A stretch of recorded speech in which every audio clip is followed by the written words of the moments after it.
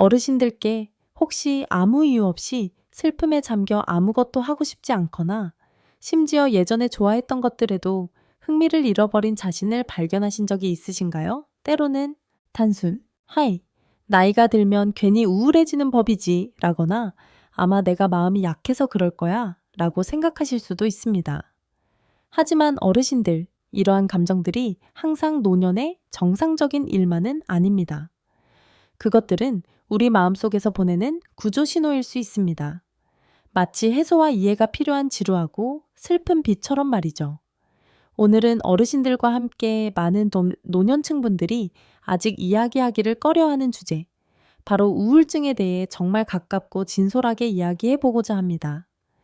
우리는 복잡하고 무서운 의학 용어 대신 우울증이 무엇인지, 그 증상들은 어떤지, 그리고 더 중요한 것은 어르신들께서 마음속에 햇살을 다시 찾고 삶이 항상 기쁨과 낙관주의, 의미로 가득 차도록 도울 수 있는 간단하면서도 효과적인 방법들을 부드럽고 이해하기 쉽게 알아볼 것입니다. 목표는 어르신들께서 정신 건강에 대한 걱정을 덜고 충만한 삶을 살아가실 수 있도록 돕는 것입니다. 저는 이번 대화를 통해 어르신들께서 매일 자신의 마음을 더 잘 사랑하고 보호하는 데 의미 있는 것들을 발견하실 것이라고 믿습니다. 자, 어르신들, 우리 다시 웃음을 찾는 여정을 함께 시작해 볼까요? 첫째로, 우리는 우울증은 무엇인가요? 마음속의 슬픈 비에 대해 함께 더 자세히 알아보겠습니다. 어르신들, 우리 삶을 마치 정원 같다고 상상해 보세요. 때로는 햇살이 비추고, 때로는 비가 내립니다. 슬프거나 실망하는 감정은 정상적인 일이며 우리 모두가 겪는 경험입니다. 하지만 어르신들, 우울증은 단순히 잠시 스쳐가는 슬픔이 아닙니다. 그것은 마치 적어도 2주 이상 지속되는 지루하고 슬픈 비와 같아서 우리 마음의 정원 전체가 시들고 생기를 잃게 만듭니다. 그것은 우리가 느끼고 생각하고 행동하는 방식에 영향을 미칠 수 있는 실제 정신건강 상태이지 결코 우리가 마음이 약해서나 부정적으로 생각해서 생기는 것이 아닙니다. 가장 중요하게 이해해야 할 것은 우울증이 뇌 속의 화학 물질 불균형으로 인한 실제 질병이라는 점입니다. 그것은 결코 자신의 잘못이 아닙니다. 우울증은 잠을 잘 자는지, 음식을 맛있게 먹는지부터 일하고 소통하는 에너지까지 삶의 많은 측면에 영향을 미칩니다. 어르신들께서 이 질병의 본질을 명확히 이해하시면 더 이상 두려워하거나 수치심, 자존감 저하를 느끼지 않으실 것입니다. 대신 병과 맞서는 데 더 적극적으로 임하고 적절한 지원을 찾으며 삶의 기쁨을 다시 찾는 데 집중하여 삶의 질을 오랫동안 유지하는 데 도움이 될 것입니다. 제가 기억하기로는 한 고객 어르신께서 우울증으로 인해 계속 슬퍼하고 말이 없어지며 집에만 계시려 하자 가족들은 그저 나이가 들어서 까다로워진 것이라고 생각했습니다. 하지만 제가 노년층 우울증에 대해 설명해 드리자 가족들은 이해하고 어르신을 병원으로 모시고 왔습니다. 적시에 진단과 치료를 받은 덕분에 그분께서는 다시 웃음을 찾고 사회 활동에 참여하기 시작했으며 매우 즐겁게 지내고 계십니다. 그분께서는 의사 선생님, 저는 이 슬픔 속에서 영원히 살아야 한다고 생각했는데 기쁨을 다시 찾을 수 있을 줄은 몰랐어요. 라고 말씀하셨습니다. 어르신들, 우울증은 치료 가능한 질병입니다. 자신의 마음이 보내는 구조 신호를 절대로 임의로 진단하거나 무시하지 마세요. 위에서 언급한 증상 중 하나라도 오랫동안 지속된다면 망설이지 말고 의사 선생님을 만나 정확한 검사와 상담을 받아보세요. 다음으로 우리는 징후 인지, 삶을 가리는 먹구름에 대해 함께 알아볼까요? 어르신들 아시겠지만 노년층의 우울증은 젊은 사람들과 다르게 나타날 수 있으며 초기 징후들은 매우 미미하여 간과되거나 노년의 정상적인 증상 또는 다른 질병으로 오인되기 쉽습니다. 하지만 이러한 삶을 가리는 먹구름을 조기에 인지하는 것은 적시에 햇살을 되찾을 수 있도록 돕는 데 매우 중요합니다. 가장 대표적인 증상으로는 하루의 대부분 거의 매일 지속되는 슬픔, 공허함 또는 절망감입니다. 다음으로는 예전에 좋아했던 대부분의 활동, 일상적인 취미 포함에 대한 흥미나 즐거움을 잃는 것입니다. 어르신들께서는 또한 수면 습관의 급격한 변화, 너무 많이 자거나 불면증, 식욕 변화, 너무 많이 먹거나 식욕 부진, 원인 불명의 체중 감소를 발견할 수 있습니다. 항상 피곤하고 나른하며 에너지가 없는 것처럼 느껴지는 증상도 있습니다. 과도한 무가치감, 죄책감 또는 부적절함을 느끼는 증상도 나타납니다. 집중하기 어렵고 기억하기 어렵거나 결정을 내리기 어려운 증상도 있습니다. 심지어 일부 어르신들께서는 원인 불명의 신체 통증, 두통 또는 만성적인 소화 문제를 호소하기도 합니다. 어르신들께서 이러한 징후들을 조기에 인지하면 제때 진단을 받고 치료를 시작할 기회를 얻게 되어 질병의 심각성을 줄이고 회복 기간을 단축하며 그 결과 삶의 질을 크게 개선할 수 있습니다. 이것은 어르신들께 더 편안한 삶을 선사하고 부정적인 감정에 대한 걱정을 덜어줄 것입니다. 제가 기억하기로는 한 가족이 할머니께서 늘 혼자 침울해야 하고 말이 적으며 예전처럼 시장에 가거나 요리하는 것을 원치 않는 것을 알아차렸던 이야기를 저에게 들려주었습니다. 처음에는 할머니께서 그저 조금 슬플 뿐이라고 생각했지만 나중에 할머니를 진찰받으러 모시고 가기로 결정했습니다. 이러한 세심함 덕분에 할머니께서는 우울증 진단을 받고 치료를 시작하셨습니다. 지금 그분께서는 다시 즐겁게 지내시며 가족 및 친구들과의 활동에 자주 참여하고 계십니다. 어르신들, 모든 징후가 우울증은 아니지만 만약 정신적 또는 신체적으로 비정상적인 변화가 지속적으로 나타난다면 망설이지 말고 의사 선생님께 조언을 구하세요. 다음으로 우리는 사회적 연결과 정서적 교류, 어둠을 걷어내는 햇살에 주목해야 합니다. 어르신들 아시겠지만 노년의 삶은 때때로 상실감, 가족, 친구, 가족 내 역할 변화 또는 고립감, 외로움을 동반할 수 있습니다. 이러한 것들은 우울증이 자라기 쉬운 비옥한 토양이 될 수 있습니다. 긍정적인 사회관계를 유지하고 자주 교류하고 대화하는 것은 어르신들께서 외로움과 불안감을 줄이고 소속감과 이해받는 느낌을 강화하는 데 도움이 될 것입니다. 다른 사람들과 어려움이나 경험을 나눌 때 자신만이 이러한 감정들과 씨름하는 것이 아니라는 것을 깨닫고 귀중한 조언과 격려를 얻을 수 있습니다.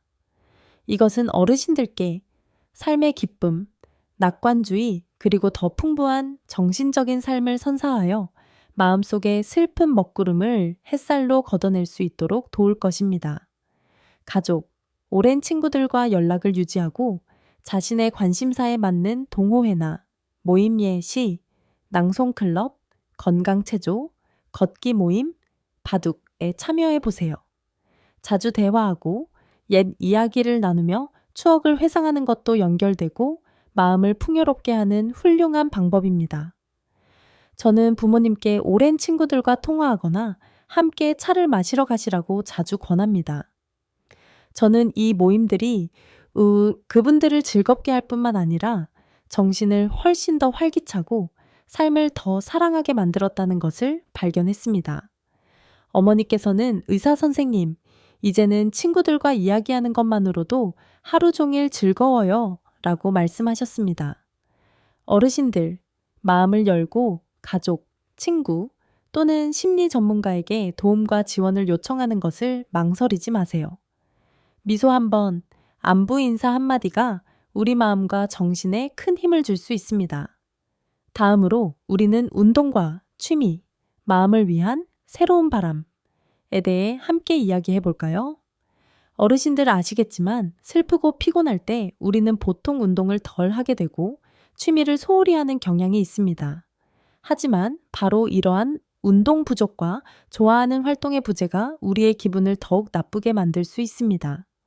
매일 가볍고 꾸준한 운동은 신체 건강뿐만 아니라 정신 건강에도 훌륭한 약입니다. 우리가 운동을 하면 몸에서 엔도르핀, 즉 자연적인 행복 호르몬이 생성되어 기분을 개선하고 스트레스를 줄이며 에너지를 증가시킵니다. 게다가 정원 가꾸기, 그림 그리기, 음악 감상, 독서, 새로운 기술 배우기, 새로운 기술 배우기와 같은 새로운 취미를 유지하거나 발견하는 것은 어르신들께 기쁨, 흥미, 그리고 목적 의식을 가져다 줄 것입니다. 이것은 우리 마음이 새로운 바람을 맞이하게 하여 지루함을 걷어내고 삶의 의미를 찾도록 도울 것입니다. 어르신들께서는 공원 주변을 천천히 걷거나 건강체조, 태극권, 가벼운 수영 또는 스트레칭 운동과 같이 자신의 건강에 적합한 가벼운 운동 형태를 선택하실 수 있습니다. 취미 활동은 예전에 좋아했던 작은 것들부터 시작하거나 새로운 것을 시도해 보세요. 제 환자 중 한 분은 예전에 매우 슬퍼하며 한자리에 앉아 있는 것을 좋아하셨습니다. 저는 그분께 옛 취미인 정원 가꾸기를 다시 시작해 보라고 격려했습니다. 처음에는 작은 화분 몇 개만 가꾸셨지만 점차 그분의 정원은 더욱 푸르고 풍성해졌고 그분 자신도 훨씬 더 즐겁고 활기차게 변하셨습니다. 그분께서는 의사 선생님, 저는 그저 식물 몇 개를 돌보는 것만으로도 삶의 기쁨을 되찾을 수 있을 줄은 몰랐어요. 라고 말씀하셨습니다. 어르신들, 자신의 몸과 마음에 귀 기울이고 자신이 좋아하는 활동을 찾아 천천히 시작하세요. 작은 발걸음 하나하나, 작은 기쁨 하나하나가 우리 마음을 위한 새로운 바람이 될 것입니다. 다음으로 우리는 자기 관리와 영양, 행복을 위한 자양분에 대해 이야기해야 합니다. 어르신들 아시겠지만 정신적으로 불안정할 때 우리는 때때로 자기 관리를 소홀히 하고 식사가 불규칙해지며 잠을 충분히 자지 못하게 됩니다. 하지만 바로 이러한 습관들이 우울증을 더욱 악화시킬 수 있습니다.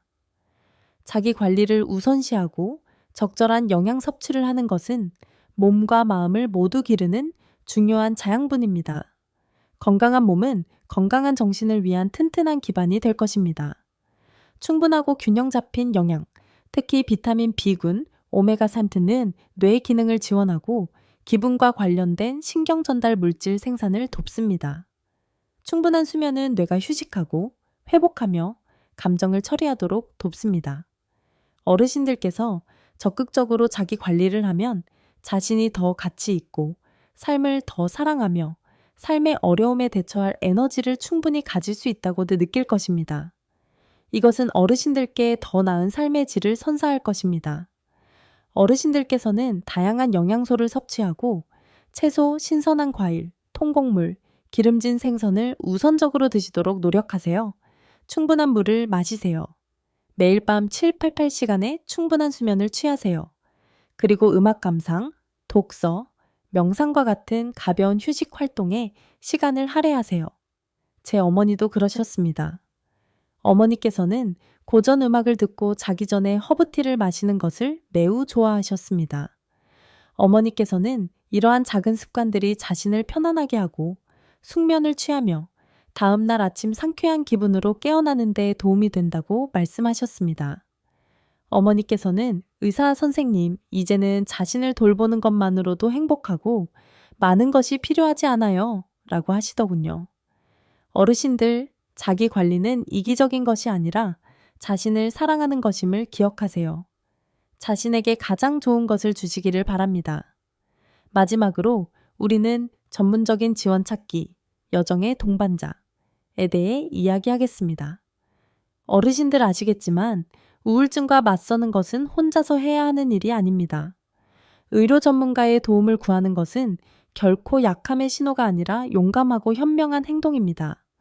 의사, 신경과 또는 정신과, 심리 전문가 또는 지원그룹으로부터 전문적인 도움을 받으면 어르신들께서 정확한 진단을 받고 적절한 치료 계획, 약물, 심리치료 또는 둘 다 포함을 가지며 질병에 대처하는 전략을 배울 수 있습니다.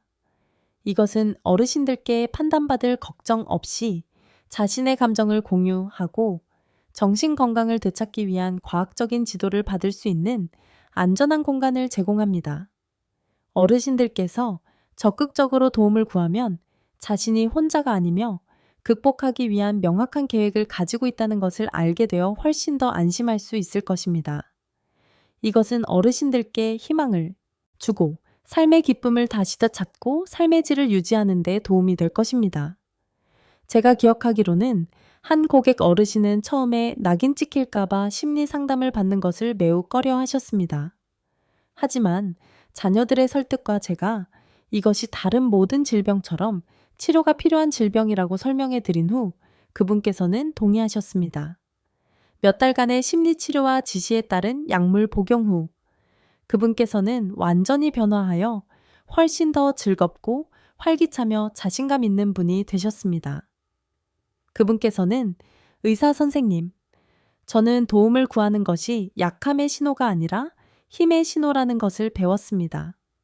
이제는 마치 회생한 것 같아요 라고 말씀하셨습니다. 어르신들, 두려움이나 사회적 편견 때문에 빛을 찾는 것을 방해하지 마세요. 항상 의사와 연락을 유지하시고 정신 건강 상태나 치료 방법에 대해 궁금한 점이 있다면 망설이지 말고 질문하세요.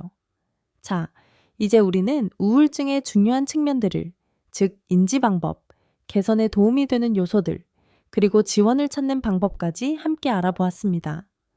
어르신들 보시다시피 우울증은 결코 끝나지 않는 슬픈 비가 아닙니다.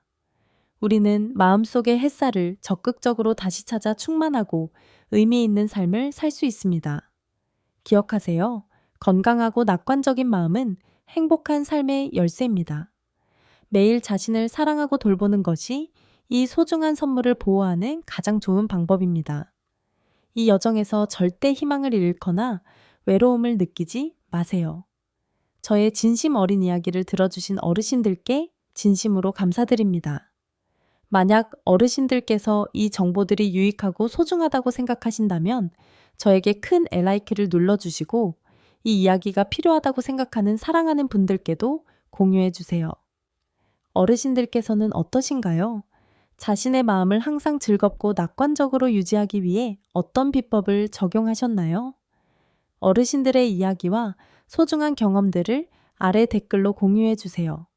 저는 어르신들의 이야기를 읽고 배우기를 간절히 바랍니다. 마지막으로 다음 대화에서 다시 만날 때까지 안녕히 계세요.